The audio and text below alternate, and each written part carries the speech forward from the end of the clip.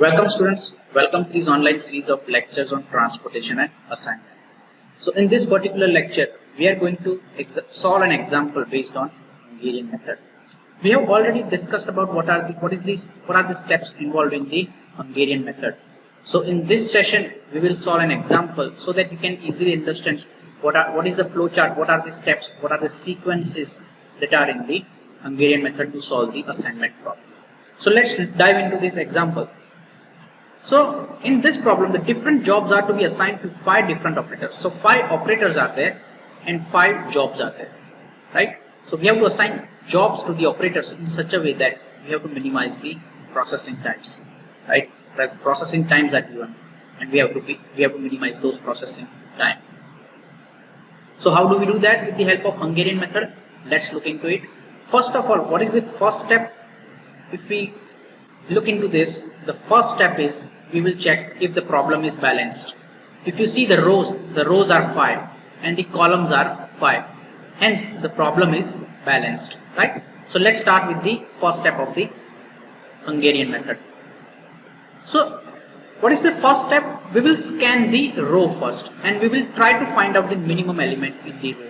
So what is the minimum element in the row? First row, the minimum element is 16. So we will subtract 16 from all the row elements. Clear? So 20 minus 16 in first row is 4, 24 minus 16 is 8, 30 minus 16 is 14, 24 minus 16 is 8, and 16 minus 6 is 0. Clear? And I have written here as well. So in the same way, you can do row wise, one by one. You have to subtract the minimum element to the corresponding row elements. Clear? So this is the modified row minimization matrix. Clear? So what is the next step? The next step, we will look into the column, right? So scan the column first. The first column has the 0 minimum element, so we cannot do minimization further. Second one has 0 element, so here we cannot do. Same with third. Fourth we can do. If you see here, what is the minimum element here? 4. Clear? So subtract 4 from each column element now. Before, what we try to do? We try to minimize with the help of row, right? We used to scan the row. Now here we are scanning the column. So in this particular column number 4, we have 4 as the minimum element. So we will subtract 4 from each element. So 8 minus 4 is 4, 14 minus 4 is 10, 4 minus 4 is 0. Clear? Sorry, 6 minus 4 is 2 and 6 minus 4 is. So here in this fourth column we have the modified column. Fifth we have 0 as the minimum element, so we have written down as it is, right? So in this way we have done the column minimization, the second step. Now what is the next step? Now we cannot do further row minimization and column minimization. We have each row and each column has 1 0 minimum as a element, right? Now we will do the assignment. So how we will do the assignment? We will scan the row first. You can do the column first as well. So here we will start with the row. So we will assign the first. What is the first? We will assign first operator with the 5th job. First operator with the 5th job. Hence we have to cancel out the 4th operator, which cannot do the 5th job because it is already assigned to the first operator. Clear? So we will cancel out this 0 here in this column. In the same way, second, we will scan the second row.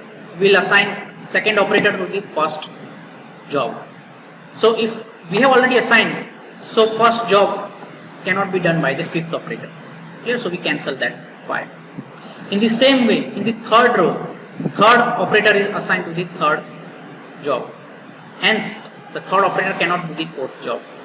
Clear? And finally, 4th operator is assigned the second job. Clear? So in this way, if you see carefully, there are 4 assignments here, but we have 5 operators. So here there are still modifications to be done, or you can say we can still optimize it. So how do we do that? We will try in the 4th step, we will cover these zeros. Clear? From horizontal lines and vertical lines. So how do we do that? Let's go here. The steps are also given. You can follow the steps. First of all, where the assignment was not done in the 5th row, so we will tick that row. So we have ticked that row. Clear? Now in that row, if you see where the 0 is in the first column. So we will tick that first column. Clear? Now in that column, where is the assignment done? Assignment is in the second row. So we will tick that row. So we have ticked that row as well. Clear? Now we will cancel the column which has been ticked. And instead of cancelling the ticked row, we will cancel the rows which are not ticked. So that is what we have done here. Clear? So what is the next step? Let's look into the next step. What we will do, we will scan the remaining elements. What are the elements remaining here? 18, 14, 10, 8, 10, 14, 2 and 14. Out of these elements which are uncovered, what is the minimum element? The minimum element is 2. So we will subtract 2 from all these uncovered elements.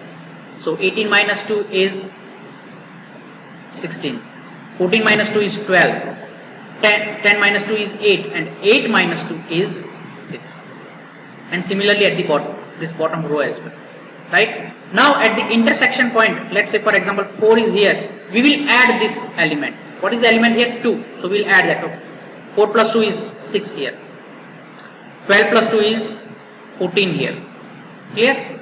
And the third one is 4. 4 plus 2 is 6 here. So we have modified this opportunity cost table now. Understood? I will repeat that. First of all, we have already taken this table from the previous slide. Right? What is the next step? We will try to find out the element which is minimum from the uncovered cells. So 2 is the minimum element.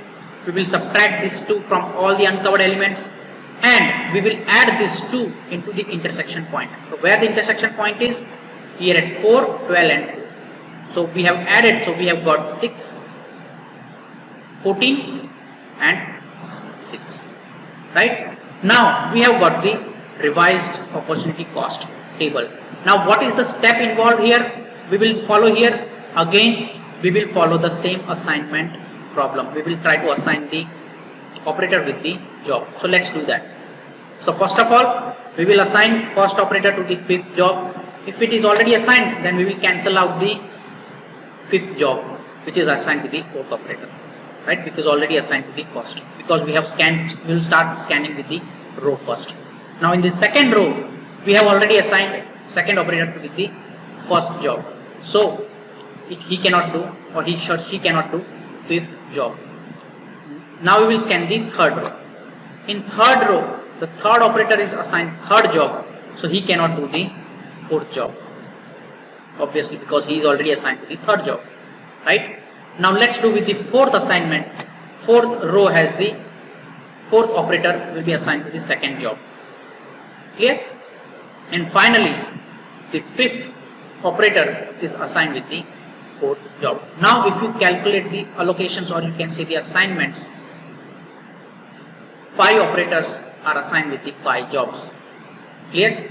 So we have arrived at the optimal solution, and they are not overlapped as well, if you see here. Clear? So what is the solution here? Solution is that first work or operator is assigned to the fifth job. If you can see here, first operator is assigned to the fifth job. Second operator is assigned to the first job. Third operator is assigned to the third job. Fourth operator is assigned to the second job. And finally, fifth operator is assigned to the fourth job. Now, where did we get this cost matrix? If you see the previous slides, if you see the previous one, here, this matrix, right? First to the fifth is 16, right? This cost matrix I have included in the final answer. So that is what I have done here. Clear? So here if you see, in this first operator with the fifth job, I have written this cost. I have derived this value from the original cost matrix. And with this assignment, I have written this cost. Clear? Now what is the final step now? I will add all. I will find the addition of all this assignment cost. So the total assignment cost is 86 units. You can convert into thousands or lakh rupees.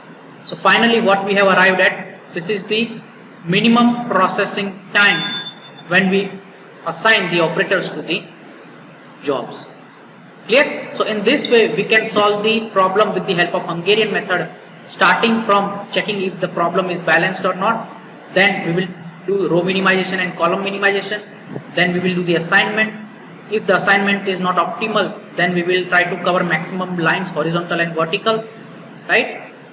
Then with the revised opportunity cost table, we will do the assignment again, and then finally we will arrive at the optimum assignment. If you think that if you still do not find the optimal solution, then you have to still iterate. You have to cycle through this process and finally arrive at the optimal solution. Thank you very much.